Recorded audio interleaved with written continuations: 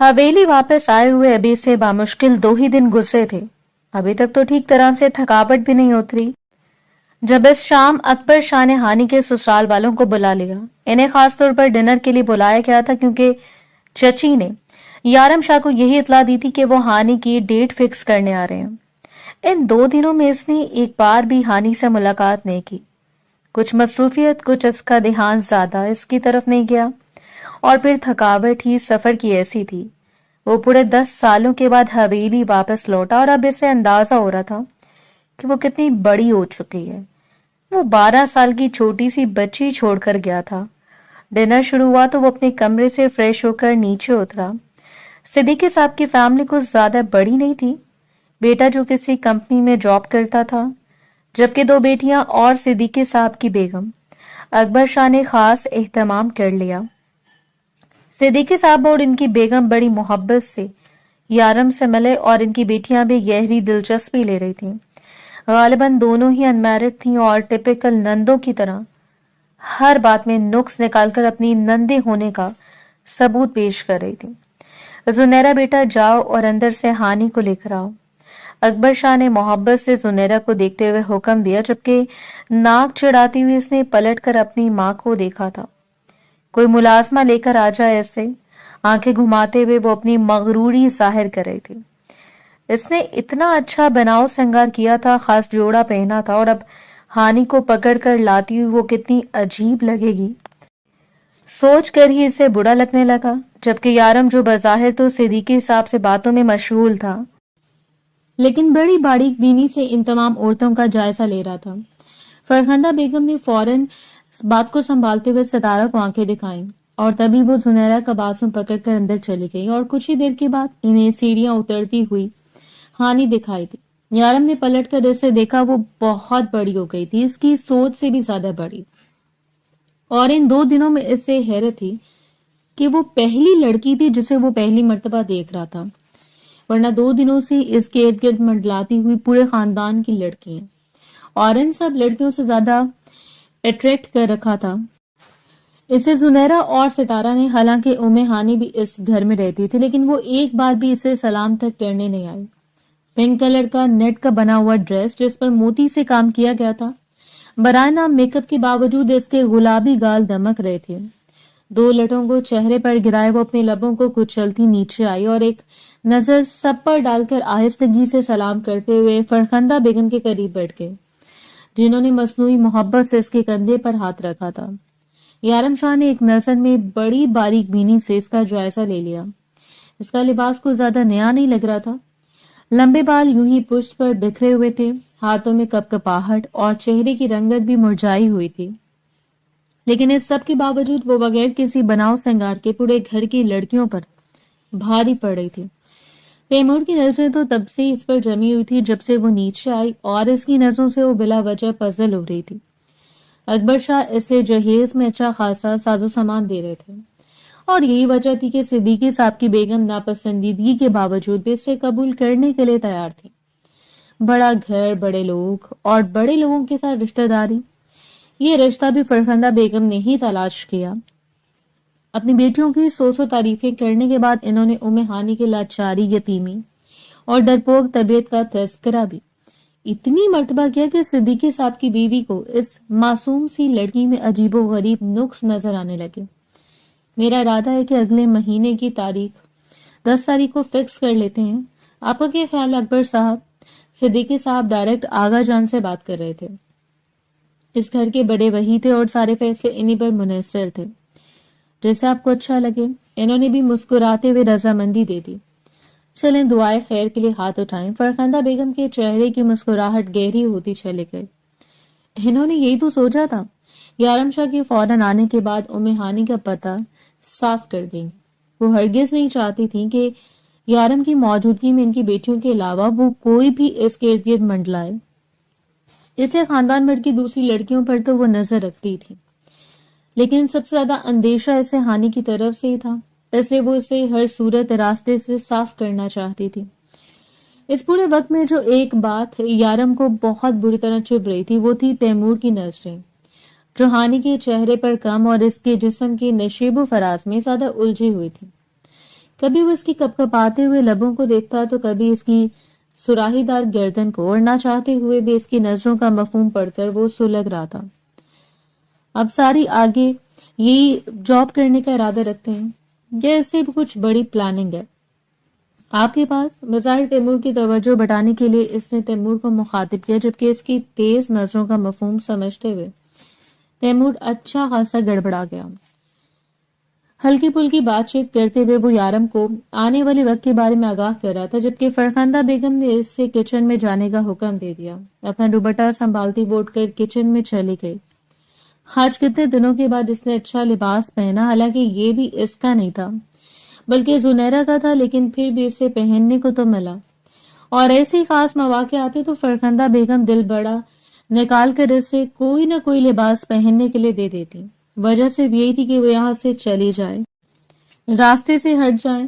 وہ اکبر صاحب کے سب سے چھوٹے بیٹے نعیم شاہ کی اکلوتی بیٹی تھی، اور اس وقت اس کی عمر صرف 10 سال تھی جب ایک کار ایکسیڈنٹ میں نعیم شاہ کی ڈیتھ ہو گئی، اور اپنی بیٹی اور جوان بیوی کو چھوڑ کر وہ خالق حقیقی سے جا ملے۔ شاہ حویلی کے لیے اتنا بڑا صدمہ تھا کہ ایک عرصے تک اس کے مکین سنبھل نہیں پائے، لیکن انہیں سنبھلنے میں وقت لگا۔ سنبھل گئے، لیکن دو نفوس تھے جو بری طرح بکھر کر ٹوٹ گئے۔ ان میں نورین بیگم اور 10 سالہ معصوم ام ہانی تھی، جسے اپنے بابا کے بغیر نیند بھی نہیں آتی تھی۔ 2-3 سالوں تک نورین بیگم نے بڑی محبت اور شفقت سے اپنی بیٹی کا خیال رکھا، لیکن حقیقت کیا تھی وہ سب لوگ جانتے تھے۔ وہ اندر سے بکھرتی جا رہی تھی۔ نعیم صاحب کے ساتھ انہوں نے اپنی پسند کی شادی کی، دونوں خالہ زاد تھے، اور یہی وجہ تھی کہ نعیم کی موت ایک ایسا دھچکا ثابت ہوئی جس سے نکلنے میں انہیں عرصہ بیت جاتا، اور اس کی جوانی اور خواہشوں پر رحم کھاتے ہوئے یہ فیصلہ بھی اکبر شاہ کا ہی تھا کہ وہ دوبارہ نکاح کر لیں۔ کچھ مہینوں تک وہ مسلسل انکار کرتی رہی۔ انہیں ہرگز بھی یہ منظور نہیں تھا کہ نعیم کے علاوہ کوئی ان کی زندگی میں آتا، یا وہ ام ہانی کو یوں ہی دوسروں کے رحم و کرم پر چھوڑ کر چلی جاتی۔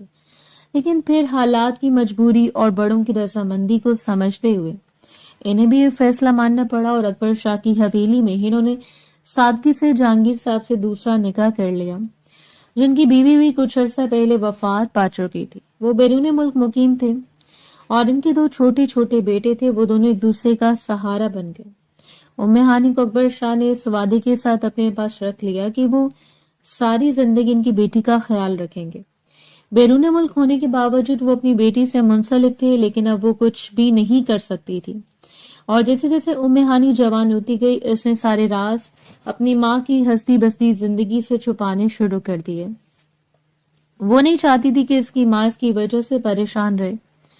یارم شاہ حویلی کے سب سے بڑے بیٹے سکندر شاہ کا بیٹا تھا، اور بڑا بیٹا یارم اور چھوٹی بیٹی رانیہ، منجلا بیٹا وقار شاہ، جن کی 2 اولادیں تھیں، زنیرہ اور ستارہ۔ ان کی بیوی فرخندہ بیگم وہ عورت تھی جنہوں نے ہمیشہ اس حویلی پر اپنی سرداری کرنے کا سوچا۔ حالانکہ یہاں کی بہو شائستہ بیگم تھی، لیکن 2 سال پہلے شائستہ بیگم کو فالج کا اٹیک آیا، اور بدقسمتی سے وہ بستر کی اوپر رہ گئی، اور ان کے بعد ساری ذمہ داری فرخندہ بیگم نے خود اٹھا لی۔ بظاہر تو یہ صرف ذمہ داری تھی جسے بخوبی نبھا کر وہ حویلی کی بہو ہونے کا فرض نبھاتی، لیکن حقیقت کیا تھی یہ کوئی بھی سمجھ نہیں پایا۔ اپنی بیٹیوں کی غلط تربیت کے باعث انہوں نے انہیں مکمل طور پر سر چڑھا رکھا تھا، اور رہی بات ام ہانی کی، تو اس سے بلا وجہ نفرت فرخندہ بیگم اور ان کی بیٹیوں کا پسندیدہ مشغلہ بن چکا تھا۔ سارا دن وہ لاوارسوں کی طرح کام کرتی، گھر میں ہر کام کے لیے ملازم ہونے کے باوجود انہیں جو سکون ہانی سے کام کروا کے آتا وہ کسی سے نہیں۔ اور اب جیسے اس نے اپنا 2nd ایئر کمپلیٹ کیا، فوراً اسے فرخندہ بیگم نے رشتہ ڈھونڈ کر اسے تیمور سے منسلک کر دیا۔ فرخندہ بیگم کی بہن کے جاننے والے تھے، اور یہ رشتہ کسی بھی طرح سے ام ہانی کے لیے پرفیکٹ نہیں تھا۔ لڑکا نہ ہی ویل سیٹل تھا اور نہ ہی بڑا عزت دار خاندان، لالچ کے مارے ہوئے مڈل کلاس لوگ جن کی نظر ہانی سے زیادہ شاہ حویلی پر تھی۔ لیکن یہ سب کچھ فرخندہ بیگم نے بخوبی چھپاتے ہوئے پسندیدگی کا ایک عجیب ہی منظر نامہ پیش کر دیا، جس سے ابھی تک ہانی لا علم تھی۔ ڈنر کے فوراً بعد وہ کچھ دیر چہل قدمی کے لیے نکل گیا۔ اتنا عرصہ باہر رہنے کے بعد اس سے اپنا گاؤں کتنا یاد آتا تھا وہ بیان نہیں کر سکتا، اس لیے ملازم مولا بخش کو لے کر کوئی नई यादों को ताज़ा करने के लिए निकला। तकरीबन 2 से 3 घंटे बीतने के बाद ही वो हवेली वापस आया और तब तक पूरी हवेली में सन्नाटा छाया हुआ था। सब लोग जल्दी सोने के आदी थे, इसलिए शायद डिनर के फौरन बाद सब लोग अपने अपने कमरों में चले गए। कुछ दिन और वो यूं ही अंधेरे में बैठा रहा, सिगरेट के धुएं की फजा में तहलील करते हुए गहरी सोचों में डूबा हुआ था। शाह हवेली का वो शहजादा वजाहत का शाहकार था, जिसके सामने बड़े बड़ों का एतमाद गिर जाता। ऊंचा लंबा कद, बड़ी बड़ी सुर्ख आंखें, माथे पर बिखरे हुए लापरवाह से बाल जो न जाने कितनों की नींदों को उड़ाने के लिए काफी थे। शाइस्ता बेगम की शदीद ख्वाहिश के बाद वो अभी तक शादी नहीं कर पाया और वजह साफ थी। सारा जहां जानता था कि एक नाकाम तजर्बे ने यारम शाह को अंदर से तोड़ दिया और नतीजा ये हुआ कि इसने 10 साल बैरून मुल्क गुजारे। हकीकत ये थी कि वो इस वक्त किसी की मोहब्बत में हारा हुआ या जोग में जीता हुआ यारम शाह नहीं था, बल्कि एक मजबूत और शानदार मर्द था जिसकी ख्वाहिश तो लाखों लोग कर सकते थे, लेकिन वो किसी एक ही ख्वाहिश करना चाहता था। वो जिसके दिल में अटक जाए, वो जिसे धड़कनों में समा जाने का हुनर आता। हवेली में दाखिल होते वो सबसे पहले शाइस्ता बेगम के पास गया, इनसे मुलाकात की। बीमारी ने इन्हें काफी लागर कर दिया, लेकिन इनकी हिफाजत के लिए केयर टेकर मौजूद थे और वो खुद भी जब से आया था अपनी माँ के इर्द गिर्द मंडला रहा था। इनसे मुलाकात करने के बाद वो अपने कमरे में जाने का इरादा रखता था। सीढ़ियां चढ़ते हुए इसे किचन से आने वाली आवाजों ने अपनी जानिब मुतवज्जो किया। इसे लगा मुलाजमा अभी तक किचन में है तो क्यों ना एक कप कॉफी के लिए कह दे। थकावट अभी तक बरकरार थी और डिनर के बाद इसने चाय भी नहीं पी। अपने बालों में उंगलियां चलाता हुआ वो किचन के दरवाजे तक आया। ठीक है, रंग के पुराने से कपड़ों में दरवाजे की जानिब पुश्त किए वो गालिबन मुलाजमा ही इससे लगी जो बर्तन धोने में मशगूल थी। किचन तो क्या, पूरी हवेली में इस वक्त कोई मौजूद नहीं था और ठंडे यख बर्तनों से पानी धोती हुई वो लड़की दुपट्टे से बेनियाज अपने बालों को पुश्त पर बिखेरे अच्छा खासा काम रही थी। इसे देखते हुए इसने अफसोस से सर झटका। खुद अपने लिए कॉफी बनाने का इरादा करते हुए वो किचन में दाखिल हुआ, जबकि इसके कदमों की आवाज पर मुकाबिल ने पलट कर देखा और वो वहीं साकित खड़ा रह गया। वो कोई मुलाजमा नहीं थी, बल्कि मुलाजमा के हुलिये में खड़ी वो कमसन लड़की थी जिसके होंठ इस वक्त सर्दी की वजह से नीले पड़ रहे थे। ढीला ढाला कुर्ता जिसके ऊपर बराए नाम ही स्वेटर पहने वो इसकी तवज्जो का बायस बन रही थी। यारम ने बड़ी तवज्जो से इसके चेहरे को देखा। फूले हुए गुलाबी गाल, बड़ी बड़ी आंखें और लरसती हुई पलकें। बाजार तो वो लबों को आपस में दबाती तो रुखसारों पर पड़ने वाले गड़े मादूम होकर उभरते। लंबी शफाफ गर्दन, कंधों पर बिखरे हुए बाल, अपने मखमली हाथों की उंगलियां मरोड़ते वो शायद मुकाबिल की नजरों से पजल हो रही थी। इसलिए से निगल लेने वाली खामोशी को तोड़ते हुए अपने खुश्क लबों पर जुबान फेरकर इसने सलाम किया। अस्सलाम वालेकुम यारम लाला। जबकि यारम को जैसे कोई अंधेरे से खींचकर बाहर ले आया, जैसे किसी हसीन ख्वाब से किसी ने जगाया हो। एक अरसा हो चुका था वो किसी को देखकर यूं साकित नहीं हुआ जैसे कि आज, और इस वक्त इसे अपनी बेख्तियारी पर जी भरकर शर्मिंदगी हुई। वालेकुम अस्सलाम हानी। वो यूं हैरानगी से इसका नाम लेकर पुकारा था जैसे ये अभी तक ऐसे यकीन ना हो इसके सामने हकीकत में वो लड़की खड़ी है, वो भी इस हुलिये में। तुम इस वक्त किचन में क्या कर रही हो? मेरा मतलब है मुलाजमीन की मौजूदगी में। वो बेतहाशा हैरत ज़दा था। इसकी नजरें अभी तक इसके गुलाबी लबों पर जमी हुई थीं। वो बेतहाशा मासूम नजर आ रही थी, मासूम, पाकीज़ा और शफाफ। जी वो बर्तन थोड़े ज्यादा थे, इससे देर हो गई। शशि जान ने कहा था कि बर्तन धोकर ही कमरे में जाऊं। इस वक्त दुपट्टा ना होने की वजह से वो यारम के सामने काफी अनकंफर्टेबल थी। बार बार अपने कुर्ते के गले को तंग करते हुए नजरें इधर उधर घुमाकर वो गोया फरार हासिल करने की कोशिश कर रही हो। इसकी बात सुनकर आंखें छोटी करते इसने हानि की जानिब कदम बढ़ाए। शायद वो मजीद कुछ तशवीश चाहता था। और तब किचन में फरखंदा बेगम दाखिल हुई। जिस तेजी से वो दाखिल हुई थी, इन दोनों को देखकर इतनी जल्दी से वो ठिठक कर रुक गई और एक लम्हे के लिए हैरान होकर दूसरे लम्हे इन्होंने हैरानगी की परत अपने चेहरे से उतारकर मस्तूई मुस्कुराहट सजा ली। अरे हानि, क्या जरूरत थी बच्चे मुलाजमा को घर भेजने की? आजकल की लड़कियां भी बहुत नरम दिल पैदा हुई हैं। मैंने कहा भी था। काम ज्यादा है। बड़ी मोहब्बत से हानि की जानिब बढ़ते हुए انہوں نے اس کے چہرے کو چھوا جبکہ وہ حیران و پریشان اپنی چچی کی منافقت کو دیکھ رہی تھی۔ اس سے پہلے کہ وہ کچھ کہتی کہ انہوں نے خود ہی پلٹ کر یارم کی جانب دیکھا۔ بیٹا کچھ چاہیے؟ مجھے بتاؤ میر جان، میں کر دیتی ہوں۔ اس وقت وہ اتنی محبت سے پیش آ رہی تھی جیسے پوری دنیا میں ان سے زیادہ اچھا کوئی نہ ہو، جبکہ یارم کو ان کے رویے سے کوفت ہونے لگی۔ جی وہ کافی بنانے آیا تھا۔ کافی بنانے آئے تھے تو خود کیوں بنا رہے ہو؟ چلو کمرے میں بھجوا دیتی ہوں، ویسے بھی زنیرہ بہت اچھی کافی بناتی ہے۔ ان کا وہی زنیرہ نام میں شروع ہو چکا تھا جس سے اکتا کر سر جھٹکتے ہوئے وہ واپس اٹھانے لگا۔ کچن کے دروازے پر پہنچ کر اس نے پلٹ کر ہانی کی جانب دیکھا۔ تم اپنے کمرے میں چلی جاؤ اور یہ کام ملازمہ کی کرنے کے ہیں۔ کچھ اس قدر کاٹدار رویے میں اس نے کہا تھا کہ فرخندہ بیگم کافی دیر اس کی پشت کو گھورتی رہیں اور پھر پلٹ کر اس کی جانب دیکھتے ہوئے اس کے چہرے کو دبوچ لیا۔ وہی چہرہ جسے کچھ دیر پہلے ان کی آنکھوں سے آگ نکل رہی تھی، جبکہ خوف سے کانپتے ہوئے وہ 2 قدم دور ہوئی۔ جب پتہ چل چکا تھا کہ یارم ابھی کمرے میں نہیں گیا، وہ نہیں سویا، تو کچن میں آ کر ڈرامہ کرنے کی کیا ضرورت تھی تمہیں؟ ان کی آواز اتنی آہستہ تھی کہ ہانی کے کانوں تک پہنچ رہی تھی اور نفی میں سر ہلا کر وہ اپنی بھیگی پلکوں کو چھپکتی رہ گئی۔ نہیں چچی جان، مجھے نہیں پتا تھا کہ وہ اپنے لرزتے ہوئے لہجے میں سے صفائی پیش کرنا چاہی، جبکہ اس کے چہرے کو سختی سے جھٹکتے ہوئے انہوں نے اگلا حکم صادر کر دیا۔ جلدی سے اچھی سی کافی بنا کر زنیرہ کے کمرے میں لے جاؤ اور اسے کہو یارم کو دے آئے، اور خبردار اگر تم نے کسی کو بتانے کی کوشش کی کہ وہ تم نے بنائی ہے۔ سمجھ رہی ہو نا میری بات؟ اس کی بات کو سمجھا کر وہ بڑبڑاتے ہوئے اسے زہر آلود نظروں سے دیکھتی کچن سے باہر چلی گئی، جبکہ اپنی آنکھوں کو صاف کرتی وہ پلٹ کر کافی بنانے کی تیاری کرنے لگی۔ یہ زندگی اس کے لیے اتنی ہی اجیرن تھی جتنی کہ کسی بھی ملازمہ کے لیے، یا پھر ملازمہ کو بھی ماہانہ تنخواہ مل جاتی اور اس کی تکلیف کا ازالہ ہو جاتا، لیکن وہ یہاں ایسی زندگی گزار رہی تھی جس کا محض گمان بھی جان لیوا تھا۔ مسلسل اپنے بارے میں سوچتے ہوئے اپنے آنسوں کو نگلتی وہ کافی بنا کر زنیرہ کے کمرے میں لے گئی۔ زنیرہ مزے سے موبائل پر بیٹی کسی سے بات کر رہی تھی۔ اسے کمرے میں آتا ہوا دیکھ کر اس سے پہلے کہ وہ بڑا مان جاتی، اس نے آگے بڑھ کر کافی سے تھماتے ہوئے ساتھ فرخندہ بیگم کا پیغام بھی دیا، اور وہ اچھل کر بستر سے اترتے اپنا حلیہ درست کرتی کمرے سے باہر چلے گئے۔ قدموں کو گھسیٹتی وہ اپنے کمرے میں جا رہی تھی۔ کچھ لوگ پیدائی اذیتوں کو جھیلنے کے لیے ہوتے ہیں۔ اگر بابا ہوتے تو شاید سب کچھ ٹھیک ہو جاتا، اور اس کی ہر بات اور ہر اذیت کا اختتام ایسے ہی ہوتا تھا۔ دنیا کی سب سے تلخ حقیقت یہی ہے کہ بیٹیوں کے باپ کو نہیں مرنا چاہیے۔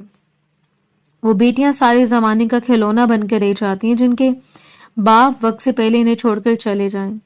اب نہ جانے کتنی دیر اس سے اپنے بابا کو یاد کر کے آنسو بہانے تھے، نہ جانے کب نیند اس کے آنکھوں پر مہربان ہوتی اور وہ حسین آنکھیں منہ کر کے خواب خرگوش کے مزے لیتی، نہ جانے کب اپنے بستر پر وہ پاؤں پھیلائے بیٹھا موبائل پر سکرولنگ کر رہا تھا، جب کمرے کے دروازے پر دستک ہوئی اور زنیرہ اندر داخل ہوئی۔ کندھے سے پھسلتا ہوا دوپٹہ، لیئرز میں کٹے ہوئے تازہ بال، لپسٹک اور مسکراہٹ سے جگمگاتا ہوا چہرہ، اس نے آگے بڑھ کر کافی سے تھما دی۔ ٹیز کر کے بتائیں کیسی ہے؟ اپنی انگلیوں کو مروڑتی وہ نزاکت سے کہہ رہی تھی، جبکہ اس نے چپ چاپ مگ لبوں سے لگا لیا تھا۔ اس وقت اسے کافی کی شدید طلب ہو رہی تھی۔ ایک گھونٹ حلق سے اتارنے کے بعد اس نے اچنبے سے سامنے کھڑی لڑکی کو دیکھا۔ یہ تم نے بنائی ہے؟ گویا وہ یقین نہیں کر پا رہا ہو، جبکہ تیز نظریں زنیرہ کے تاثرات پر جمی ہوئی تھی۔ وہ اچھا خاصا گڑبڑائی اور پھر سر اس بات میں ہلاتے ہوئے اقرار کر لیا، جی میں نے بنائی ہے، اپنے ہاتھوں سے آپ کے لیے۔ وہ جلدی اپنے تاثرات پر قابو پا گئی تھی، جبکہ یارم کی مسکراہٹ گہری ہوتی چلی گئی۔ اتنی عمر اور اتنے تجربے کے بعد کیا وہ سچ اور جھوٹ میں فرق کرنا نہیں سیکھا تھا؟ بہت اچھی ہے جس نے بنائی ہے، اگلی بار اس سے سیکھ کر بنانے کی کوشش کرنا۔ جبکہ زنیرہ کے چہرے کی رنگت لمحے بھر میں بدل گئی۔ عجیب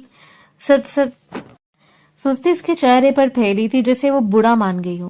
2 قدم آگے بڑھتے ہوئے اس نے یارم کو اپنی بات کا یقین دلوانا چاہا، جبکہ اس نے 2 انگلیوں سے اسے دروازے کی جانب اشارہ کر دیا تھا۔ تم جا سکتی ہو، کافی کے لیے بہت شکریہ، ایک عجیب سے انداز میں کہہ کر اس نے زنیرہ سے باہر چلی گئی۔ عجیب سڑو انسان ہے، مصیبت، ہینڈسم ہے اور حویلی کا ہونے والا وارث ہے تو کیا کچھ بھی کرے گا؟ میں بھی اپنے نام کی ایک ہوں، एक बार शादी हो जाए बस। गुस्से में बड़बड़ाते हुए वो अपने कमरे की जानिब जा रही थी, जबकि पीछे से वो पुरसोस निगाहों से दरवाजे को देखता कॉफी को एंजॉय कर रहा था। हकीकत ये थी कि कॉफी इसकी मनपसंद थी। अगर हर शाम इसे यही कॉफी पीने को मिल जाती तो इसका दिन बन जाता।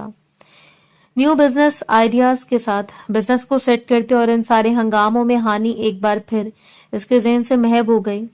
हवेली में शादी की तैयारियां जोरों शोर से जारी थीं, जबकि अंसारी तैयारियों में से दस्तबरदार होकर वो पिछले 2 हफ्ते से बिजनेस को समझने और मुख्तलिफ तजर्बात करने की कोशिश में था। इसके वापस आ जाने की वजह से वकार शाह और सिकंदर शाह को काफी सपोर्ट मिल गई। यहाँ गांव और जमीनों के मामला देखने के लिए अकबर शाह थे। चाहे वो अब ज्यादा चल फिर नहीं सकते थे, लेकिन फिर भी अपना फैसला सुना देते। वो अब ज्यादा या मुलाजिम के साथ जाकर कुछ मामला देख लेते, जबकि ऑफिस सिकंदर शाह और वकार शाह की जिम्मेदारी थी, जो काफी हद तक इन्होंने यार के कंधों पर डाल दी। खवातीन शादी की तैयारियों में उलझी हुई थी। इस रोज भी वो लाउंज में सोफे पर आराम से बैठा लैपटॉप गोद में रखे हुए था। इसकी मसरूफ निगाहें लैपटॉप की स्क्रीन में उलझी हुई थी। जब इसे मुलाजिम ने आकर बताया कि बाहर तैमूर साहब आए हैं, शायद हानी बीबी को अपने साथ लेकर जाना चाहते हैं शॉपिंग के लिए, इसने बस सर उठाकर इसे देखा, ज्यादा तवज्जो नहीं दी। वैसे भी मैं 2-3 बार फरखंदा बेगम इसे बता चुकी थी कि रिश्ता खानिम की पसंदीदगी की बना पर तय हुआ है। तैमूर और वो एक दूसरे को पसंद करते हैं और वो भी मुतमईन हुआ था। कम से कम इस लड़की की शादी तो पसंद से हो रही है। तैमूर इसे कुछ खास पसंद नहीं आया। वो अजीब से अंदाज रखता था, लेकिन फिर भी इसे हैरत हुई कि वो हानी जैसी मासूम और शफाफ लड़की का इंतखाब था। कुछ ही देर के बाद इसे हानी सीढ़ियां उतरती हुई दिखाई दी। फरखंदा बेगम ने इसका बाजू थाम रखा था और इसके कान के करीब बड़बड़ाते हुए वो इसे कुछ समझाकर बाहर की जानिब ले जा रही थी, जबकि हानी के चेहरे पर फैले हुए तासुरात से साफ लग रहा था जैसे कि वो जाने का इरादा नहीं रखती थी। वो काफी देर बड़ी जज्बियत से इसके चेहरे को देखता रहा, जबकि वो दाखिली दरवाजे से बाहर नहीं निकली और फिर सर झटकते हुए खुद को काम की जानिब मतवज्जो किया। अजीब से सवालात इसके जहन की स्क्रीन पर उभर कर मालूम हो रहे थे, लेकिन सर झटक कर वो इतनी तवज्जो से अपने काम की जानिब दे रहा था। ये हानी नामा इसके बस का नहीं था और ना ही वो भी इसमें उलझना चाहता था। इस वक्त अपने कमरे की खिड़की से वो बाहर का मंजर देख रहा था जब मेन गेट के पास गाड़ी आकर रुक गई। वो तैमूर की गाड़ी थी। इसे याद आया कि हानी को गए हुए तकरीबन 2 घंटे हो चुके थे। इसे हैरत भी हुई 2 घंटों में कौन सी शॉपिंग हो जाती है, जबकि लड़कियों की शॉपिंग तो पूरा पूरा दिन खत्म कर देती है। न जानते हुए भी वो बाहर का मंजर देखता रहा जब कुछ ही देर के बाद हैंग गाड़ी से नहाई हुई आई। इसके चेहरे पर डर था कि वो दूर से भी इसके चेहरे के तासुरात को पढ़ सकता था। शॉल को कंधों पर दुरुस्त करती वो फरार के इस अंदाज में गाड़ी से उतरती अंदर की जानिब बढ़ रही थी और इसे हैरत हुई। और इस हैरत में इजाफा इस वक्त हुआ जब इसने हानी को अंदर आकर अपने आंसू साफ करते हुए देखा। कुछ था जो बहुत अजीब था, कुछ था जो इससे छुपाया जा रहा था। इसे सोचों का एक नया दरवाजा खुल गया और वो काफी देर इस जगह को घूरता रहा जहां से वो गुजरी थी, और फिर खिड़की के पर्दे दुरुस्त करते हुए वापस पलट आया। 2 दिनों के बाद एक बार फिर तैमूर का पैगाम आया। वो हानी को शॉपिंग के लिए ले जाना चाहता था। इस वक्त सब लोग सिटिंग एरिया में मौजूद थे और ट्रे में चाय सजाकर लाती हुई हानी ने ट्रे टेबल पर जमा दी जब मुलाजमा ने आकर पैगाम दिया और फरखंदा बेगम ने इसे फौरन तैयार होने के लिए कहा। अपनी उंगलियों को मरोड़ती वो उठ खड़ी हुई। यारम की निगाहें बेख्तियार इसके चेहरे पर जम गईं, जिसके चेहरे की रंगत लम्हे भर में जर्द हो गई। इसकी बड़ी बड़ी हिरनी जैसी आंखों में खौफ उतर आया और इसने फौरन नफी में सर हिला दिया। मुझे नहीं जाना। अगर वो फरखंदा बेगम के पास अकेली होती तो शायद इस वक्त तक मार खा चुकी होती, लेकिन सब लोग मौजूद थे और सब लोगों की मौजूदगी में फरखंदा बेगम का बस नहीं चलता था। इसका लहजा लर्ज रहा था। कुछ था जो इसे खौफ में मुब्तला किए हुए था। क्या मतलब है तुम्हें नहीं जाना? शॉपिंग तो तुम्हारी मर्जी से होगी और तुमने खुद ही तो तैमूर को कहा था कि वो तुम्हें लेने आए। वो नासमझी से गर्दन घुमाकर फरखंदा बेगम को देखती है। गर्दन मोड़े अकबर शाह को देखने लगी। दादो, मैंने किसी को भी नहीं कहा कि मुझे शॉपिंग करवाएं और मुझे तैमूर के साथ नहीं जाना। शायद जिंदगी में पहली बार इसने अपने लिए स्टैंड लिया था। फरखंदा बेगम और इनकी बेटियों के चेहरे के तासुरात देखने लायक थे। اکبر شاہ کو حیرت تو ہوئی، لیکن پھر انہوں نے معاملے کو خوش اسلوبی سے سلجھاتے ہوئے تیمور کو واپس بھیج دیا کہ خانے کی طبیعت ٹھیک نہیں ہے، اس لیے وہ نہیں جانا چاہ رہی۔ اس ساری صورتحال کا جائزہ لینے والا شخص اس معاملے میں اچھا خاصا انوالو ہو رہا تھا۔ اس کی حیرت تب بڑھی جب اسے سب کے چلے جانے کے بعد ایک بار پھر اسے فرخندہ بیگم کی زد میں دیکھا۔ کون سی مصیبت آ پڑی ہے جو تم نے تیمور کے ساتھ جانے سے انکار کر دیا؟ جبکہ وہ بری طرح روتے ہوئے خود کو چھڑوا رہی تھی۔ فرخندہ بیگم نے اس کے بالوں کو دبوچ رکھا تھا۔ مجھے تیمور سے ڈر لگتا ہے۔ پچھلی بار اسے جانے کے بہانے وہ گاڑی میں جو حرکتیں کرتا رہا، ان حرکتوں نے ہانی کو اتنا خوفزدہ کر دیا تھا کہ وہ اس شخص پر کبھی بھی یقین نہیں کر سکتی تھی۔ اگر سے فرخندہ بیگم کا خوف نہ ہوتا تو شاید وہ اب تک اکبر شاہ سے صاف بات کر کے اس رشتے سے انکار کر چکی ہوتی، لیکن اسے یقین تھا جس روز وہ اس رشتے سے انکار کرے گی، اس روز فرخندہ بیگم اسے زہر دے کر ہمیشہ کے لیے اپنی نیند سلا دیں گے، اور وہ ہرگز بھی اتنی ہمت والی نہیں تھی۔ وہ حیران و پریشان یہ منظر دیکھ کر سلگ اٹھی۔ اس کا دل چاہا کہ وہ فرخندہ بیگم کو کھڑی کھڑی سنا دے، لیکن اس سے پہلے وہ اسے دھمکیوں سے نواز کر اپنے کمرے میں چلی گئی، جبکہ اسے دیکھے بنا ہانی بھی اپنے کمرے میں چلے گئی۔ بالآخر وہ دن بھی آ گیا جب اسے اس حویلی سے رخصت ہو کر تیمور کے ساتھ جانا تھا۔ وہ صبح ہی آبدیدہ ہو رہی تھی، عروسی لباس میں اس پر ٹوٹ کر روپ برسا تھا۔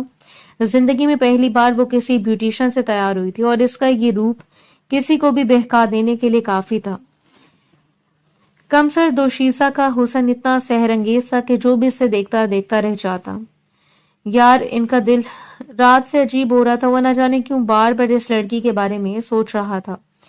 وہ وہاں کیسے رہے گی؟ ایسے تو صرف اس بات پر حیرت تھی کہ اتنی معصوم لڑکی کسی ایسے شخص کا انتخاب کیسے کر سکتی ہے، اور پھر فرخندہ بیگم کا رویہ۔ لیکن وہ دل سے دعا گو تھا کہ وہ بےحد خوش رہے، کیوں حویلی کی ایک ہی تو لڑکی تھی جس کا انداز دیکھ کر وہ کچھ مطمئن ہوا، ورنہ دوسری لڑکیاں جس قدر چپک چپک کر اسے اپنی جانب متوجہ کرتی، جس طرح اسے بہکانے کی کوشش کرتی، وہ ایک بھرپور مرد ہونے کے باوجود شرمندہ ہو کر رہ جاتا۔ شادی کے ہر فنکشن میں سنہرا سے چپک کر یوں ظاہر کر رہی تھی جیسے وہ یارم کی سب سے بڑی رازدار ہو۔ حالانکہ وہ دونوں لڑکیوں سے خوف کھاتی تھی اور اس کے قریب آنے سے پہلے 1000 مرتبہ سوچتی تھی، لیکن پھر بھی اس کے انداز، اس کی نظریں، سب کچھ حد سے زیادہ اریٹیٹنگ تھا، اور وہ اریٹیٹ ہو بھی رہا تھا۔ اس روز اس نے علاقائی لباس پہنا، سفید شلوار قمیض پر علاقائی شال۔ وہ اتنا دلکش لگ رہا تھا کہ شادی میں آئی ہوئی ہر حسین سے حسین لڑکی کو اس کی جانب متوجہ ہونا پڑتا، جو بھی اسے دیکھتا دل تھام کر رہ جاتا۔ وہ بات کرتا تو اتنا ٹھہرا ہوا انداز کی گویا بات مقابل کے دل میں اتر جائے۔ صبح صدیقی صاحب نے اکبر شاہ کو کال کی تھی اور کچھ شرائط بیان کی جو کہ بالکل ہی ایک نئی بات تھی، اور اس بات نے اکبر شاہ کو کافی غضبناک کیا تھا۔ وہ غصے میں دھاڑتے ہوئے انہیں باور کروانے کی کوشش کر رہے تھے کہ وہ چاہے بارات لے کر آئیں یا نہ لے کے آئیں، ان کی بیٹی رخصت ہو یا نہ ہو، اس وقت ان کی کوئی بھی شرط نہیں مان سکتے، یہ ان کی اصولوں کے خلاف ہے۔ بات پیسے کی نہیں، بات ان کے اصولوں کی تھی، اور صدیقی نے خاموشی سے کال کاٹ دی۔ صدیقی اور اس کی بیوی کے دل میں جو چوٹ پڑ رہا تھا اکبر شاہ سے بخوبی واقف تھے۔ ان کا بیٹا تیمور تو ایک حسن پرست شخص تھا، ویسے بھی اتنی حسین لڑکی کو دیکھ کر اس کے ارادے ٹھیک نہیں تھے، اور اسے صرف ایک بار وہ پانا چاہتا تھا، لیکن اس کی ماں اور بہنوں کے سامنے اس کی کوئی خاص مرضی نہیں چلتی۔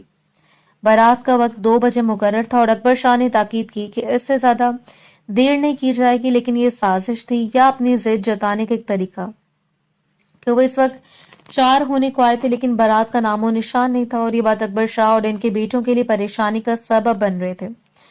کافی دیر سے دلہن بن کر بیٹھی وہ زنیرہ اور ستارہ کی جلی کٹی باتیں سن رہی تھی، حالانکہ رانیہ اسے تسلی دیتے ہوئے بار بار ریلیکس رہنے کا کہہ رہی تھی، لیکن زنیرہ کی باتیں وہ بار بار اسے سیاہ نصیب اور منحوسیت کے تانے دے کر یہ باور کروانے کی کوشش کر رہی تھی کہ اگر بارات نہ آئی تو وہ ساری زندگی سے دہلیز پر بیٹھی رہ جائے گی۔ اس کا ننھا سا دل بری طرح لرز رہا تھا، اور لب دعا کر رہے تھے کہ کس طرح بارات آ جائے، اس کی عزت بچ جائے۔ یہاں کوئی بھی اس کا اپنا نہیں تھا، ایک اس کی ماں جو کسی مجبوری کے تحت اس کی شادی اٹینڈ نہیں کر پائی، اور اسے کسی سے کوئی گلہ نہیں تھا۔ ہر شخص اپنی زندگی میں مست و مگن تھا، اور ہر ایک کا حق بنتا ہے کہ وہ اپنی زندگی میں موجود خوشیوں کو بھرپور طریقے سے انجوائے کرے۔ میں نے پہلے اس لڑکی کو سمجھایا تھا کہ تیمور اچھا لڑکا نہیں ہے، اس کے ساتھ تعلقات مت بناؤ۔ اب دیکھ لیا نتیجہ، سب کو شرمندہ کروا دیا۔ اس لڑکی نے फरखंदा बेगम को जहां मौका मिलता वो उगलने लग जाती और इस बार भी लोगों की परवाह किए बगैर जो मुंह में आ रहा था बोले जा रही थी। बहू, अपनी जुबान को काबू में रखो, सोच समझ कर बात किया करो। अकबर शाह को बहुत बुरा लगा था जब इन्होंने सर झटकते हुए वकार शाह को देखा था, जो खुद इन्हें नजरों से देख रहे थे।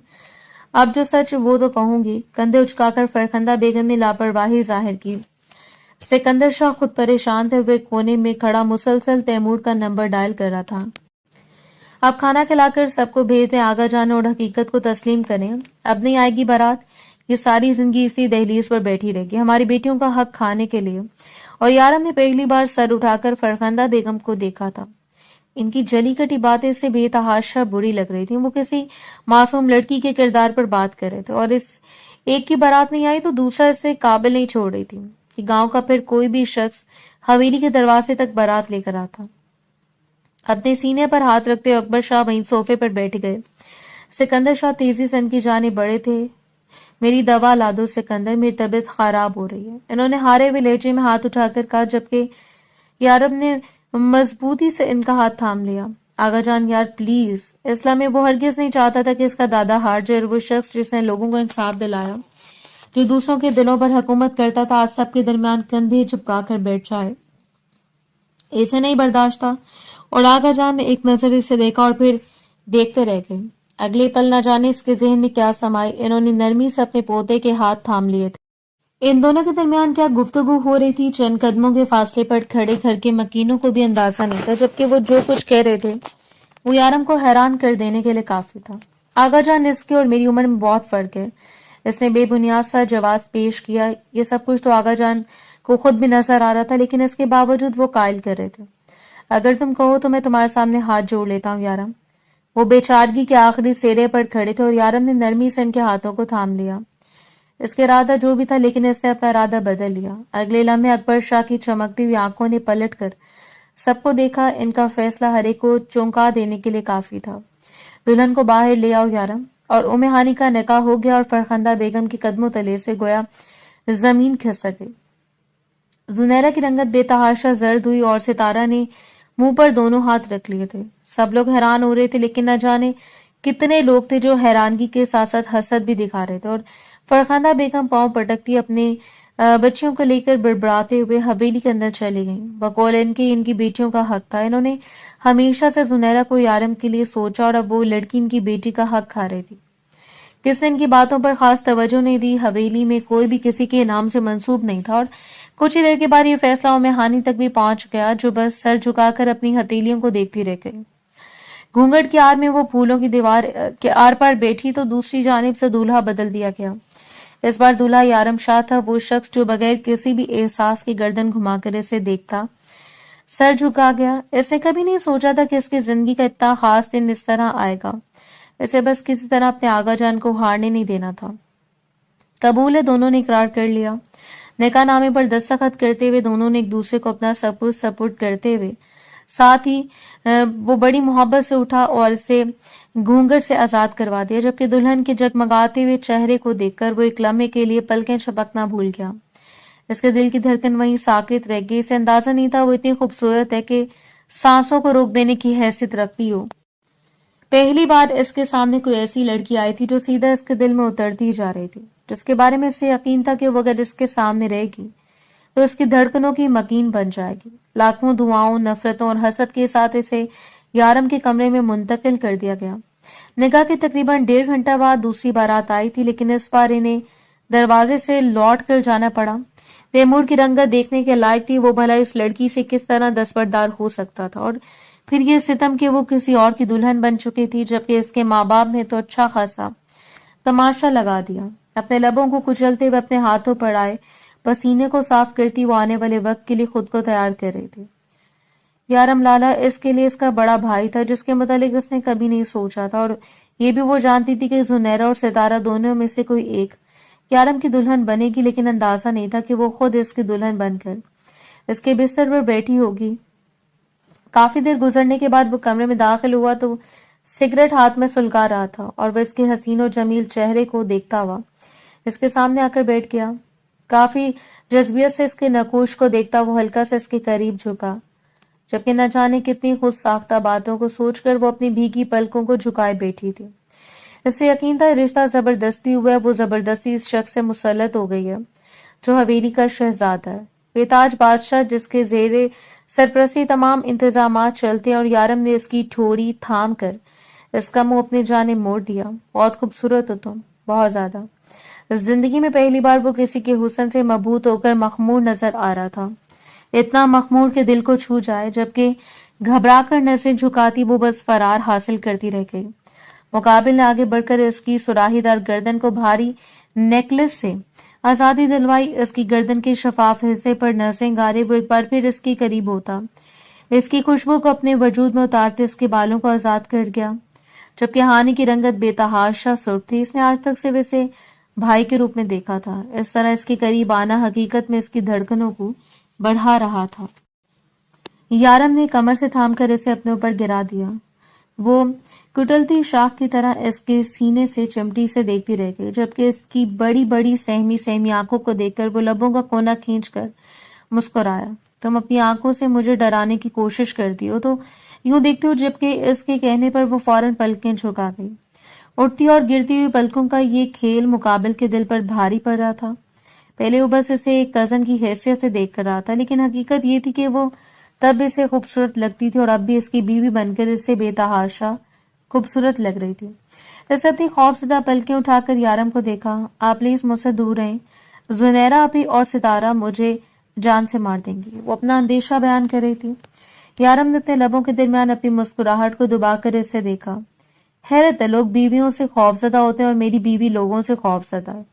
جاذبیت سے اسے دیکھتے ہوئے وہ اچھا خاصا سرخ کر رہا تھا۔ وہ روحان سی ہو گئی۔ تم میری بیوی اور میں تمہارا شوہر ہوں۔ تم جانتی ہو کہ ہم ایک دوسرے پر کس طرح حق رکھتے ہیں، جو تمہارا حق ہے وہ کسی کا نہیں ہو سکتا، اور جو میرا حق ہے وہ صرف میرا ہے۔ اس کی انگلی آہستہ آہستہ ہانی کی کمر پر سرک رہی تھی، اور انگلیوں کا یہ سرکنا اسے سلگا رہا تھا۔ اسے یوں لگ رہا تھا جیسے اس کی جان اچھل کر حلق میں آ چکی ہو، اور تب اس کی اٹکتی ہوئی سانسوں کو دیکھ کر مقابل نے اسے چھوڑ دیا۔ آج آزادی بخش رہا ہوں تاکہ تم اس رشتے کی باریک بینیوں کو سمجھ لو، لیکن مجھے یقین ہے تم جلدی میری دسترس میں ہوگی۔ فرار حاصل کرتے وہ جلدی سے اچھل کر بیڈ سے اتری اور فوراً اپنے کپڑے لے کر چینج کرنے چلی گئی۔ اسے تو اس شخص سے فرار چاہیے تھا، جبکہ اس کی جلد بازی پر مسکراتا ہوا وہ سر جھٹک کر رہ گیا۔ یہ رشتہ چاہے آغا جان کی مرضی سے ہوا تھا، لیکن نکاح اس نے اپنی مرضی سے کیا تھا۔ پچھلے کتنے دنوں سے مسلسل اسی لڑکی کے بارے میں سوچ رہا تھا، دل میں خلش تھی کہ فرخندہ بیگم کے بقول تیمور کے ساتھ اس کی شادی لو میرج تھی۔ اسے یہ اندیشہ تھا کہ وہ تیمور سے محبت نہ کرتی ہو، لیکن پھر تیمور سے اس کا خوفزدہ ہونا، یہ دو باتیں تھی جو اس سے دو طرفہ سوچ میں مبتلا کیے ہوئے تھے۔ اب حقیقت کیا تھی یہ تو اس کی بیوی اسے بتا سکتی تھی۔ اگلی صبح معمول کے مطابق وہ بیدار ہو کر سب سے پہلے نیچے آ گئی۔ یہ ارم گہری نیند سو رہا تھا۔ اسے سیڑھیوں پر ہی فرخندہ بیگم مل گئی، جنہوں نے دبوچ کر اسے نیچے اتارا۔ ٹھنڈ پڑ گئی تمہیں رات گزار کر؟ یارم کے ساتھ یہی تو چاہتی تھی تم، تبھی تو جب سے وہ آیا اس کے آگے پیچھے گھوم رہی تھی۔ وہ زہر اگل رہی تھی۔ گزشتہ رات نہ ہی انہوں نے سکون سے اپنی آنکھیں بند کی، اور نہ ان کی بیٹیوں کو سکون تھا۔ انہوں نے بچپن سے ان کی ذہن میں یہی بات ڈال دی تھی کہ وہ شادی اس شخص سے کریں گی جس کی سرداری ہو۔ اس کی بیٹی کا نکاح کر یارم سے ہو جاتا تو دوسری کے لیے بھی وہ کوئی ایسا ہی شخص ڈھونڈ لیتی، لیکن انہوں نے تو ایک جانب سے ہی خسارے کا سامنا ہوا۔ نہیں، ایسی بات نہیں ہے چچی جان، اس نے انکار کرنا چاہا جب فرخندہ بیگم نے سختی سے اس کا منہ دبوچ لیا۔ تمہیں تو زہر دے کر مار دینا چاہیے تھا، جا کر اس حویلی میں رکھ دی۔ تم نے میری بیٹی کا حق کھایا ہے، یاد رکھنا وہ تمہارے پاس بھی زیادہ دن نہیں ٹکے گا۔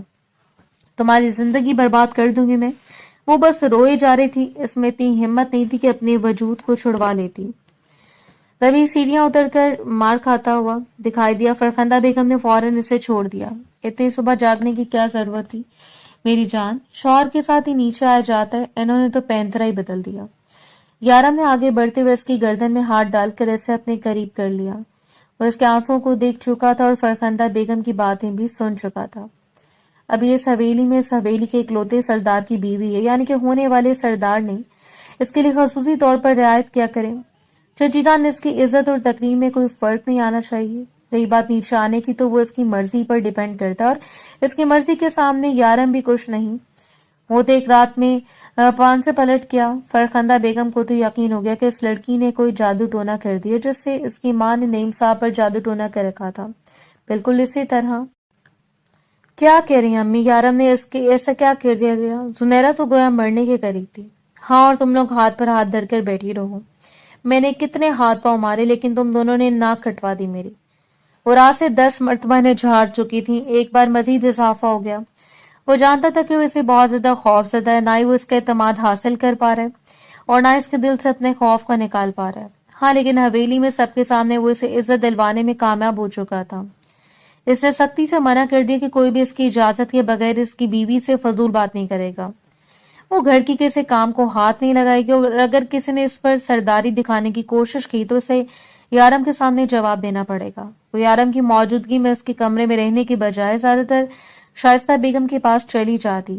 3-4 دن ہو چکے تھے ان کی شادی کو۔ زنیرہ اور ستارہ اپنی زبان کو کنٹرول کر چکی تھیں، یارم کے ڈر کی وجہ سے، لیکن ان کی آنکھیں ان کے کنٹرول میں نہیں تھیں۔ اس روز وہ کمرے سے باہر نکل رہی تھی جب یارم نے اس کی نازک سی کمر کو ہاتھ ڈال کر اسے اپنی جانب کھینچ لیا اور وہ اس کے سینے سے لگی اس کی آنکھوں میں دیکھتی رہ گئی۔ میں یہاں تمہیں اپنے لیے لے کر آیا ہوں، تمہیں نہیں لگتا کہ تھوڑا ٹائم تمہیں اپنے شوہر کو دینا چاہیے؟ وہ ہرگز بھی اس کے گمان نہیں تھا، جانتا تھا کہ فرخندہ بیگم نے اسے کس اذیت میں مبتلا کر دیا۔ اتنے دنوں میں اس کے بارے میں وہ یہ سب کچھ تو جان پایا تھا کہ وہ یہ بھی سراسر جھوٹ تھا کہ وہ تیمور سے محبت کرتی ہے، بلکہ یہ رشتہ فرخندہ بیگم کی رضامندی سے طے پایا۔ وہ نہ تو تیمور کو پہلے سے جانتی تھی اور نہ اس کے تعلقات کسی کے ساتھ تھے۔ نہ جانے کیوں یہ سوچ کر ایک اطمینان سا اس کے دل میں اترتا چلا گیا، اور شومی قسمت اس کی روز دن میں تیمور اسے ملنے آیا۔ بارات اگر 1-2 گھنٹہ لیٹ ہو جاتی ہے تو اس کا مطلب یہ نہیں کہ کسی کی منگوہا کو اپنی بیوی بنا لیا جائے۔ شاہ صاحب اور دھرمی سے اس کے سامنے کھڑا تھا۔ اسے بھی طلاق دے دو، میں اسے پانے کے لیے تیار ہوں، فوراً نکاح کر لوں گا۔ اور اس کا دل چاہا کہ وہ آگے بڑھ کر تیمور کے منہ پر بے در پہ تھپڑ لگا دے۔ تمہیں اندازہ ہونا چاہیے کہ تم یہاں کھڑے ہو کر کس کی بارے میں بات کر رہے ہو؟ یارم شاہ کی بیوی کے بارے میں۔ کون سی بیوی ہے شاہ صاحب؟ جس کے جسم پر لباس میرے نام کا تھا، جس کے ہاتھوں کی مہندی میرے نام کی تھی، جس کا بناؤ سنگار میرے نام کا تھا، اور شاید جس کے خواب بھی میرے نام کے۔ اگر خریدنے کی کوشش کی تو اس کی آنکھوں میں موجود خوف بھی میرے نام کا ہوگا۔ جبکہ اس نے آگے بڑھ کر اسے گردن سے دبوچ کر پیچھے دھکیل دیا۔ خبردار، یہ نہ ہو کہ تمہیں واپس جانے کے لیے کندھوں کا سہارا لینا پڑے۔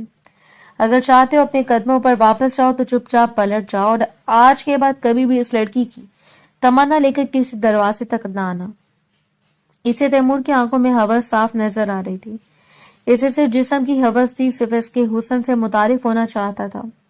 وہ نہ تو اس کی محبت تھی اور نہ ہی کبھی بن سکتے تھے، بس بے پناہ دولت کا لالچ۔ اس روز یارم شاہ نے اس کے ساتھ جو رویہ اختیار کیا تھا، اس کے بعد اسے یقین تھا کہ وہ کبھی بھی اس کے دروازے پر نہیں پھٹکے گا۔ وہ یہاں صرف اس لیے آیا تاکہ اپنے اندر کی بھڑاس کو کم کر لیں، تاکہ وہ شرمندگی کو کم کر لے کہ حقیقت تو یہ تھی کہ شرائط نہ ماننے کی وجہ سے جان بوجھ کر صدیقی نے بارات کو لیٹ کر دیا، تاکہ اکبر شاہ کو اچھی طرح اندازہ ہو جائے کہ یہ رشتہ ان کی رضامندی سے طے نہیں پایا، اور نہ ہی وہ سب بہو بنا کر لے جانے کے لیے رضامند ہے۔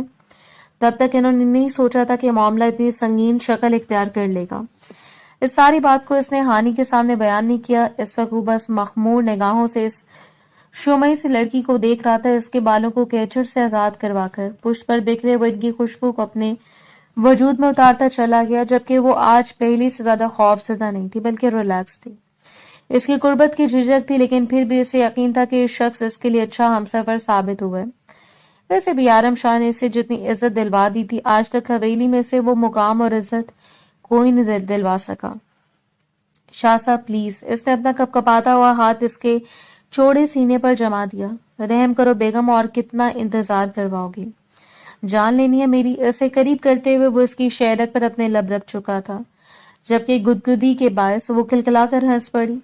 وہ پہلی بار اسے یوں ہنستے ہوئے دیکھ رہا تھا۔ اس کے ڈمپل بالکل واضح تھے، اور بےتابی سے اس کے ڈمپلز پر باری باری لب رکھتا وہ اس کی چمکتی آنکھوں کو دیکھتا رہ گیا۔ اب تم یہ لمحہ بھی میری دسترس سے فرار نہیں ملے گی۔ اس کی بےتابی عروج پرتی سے بازوں میں بھر کر بستر تک لاتے، بامشکل اپنی دھڑکنوں کو سنبھال کر اس کی گردن پر بے تحاشا لب رکھتے وہ اسے بھی مخمور نہ ہونے پر مجبور کر گیا۔ جبکہ پورے حق سے یارم کے گلے میں بازو ڈالے وہ اپنا آپ اس کے سپرد کر گئی تھی۔ وہ اسے مخمور کر رہا تھا، اس کی محبت میں پور ڈوب کر، اس کی گہرائیوں میں اتر کر اپنی زندگی کے ہر برے تجربے کو فراموش کر رہا تھا۔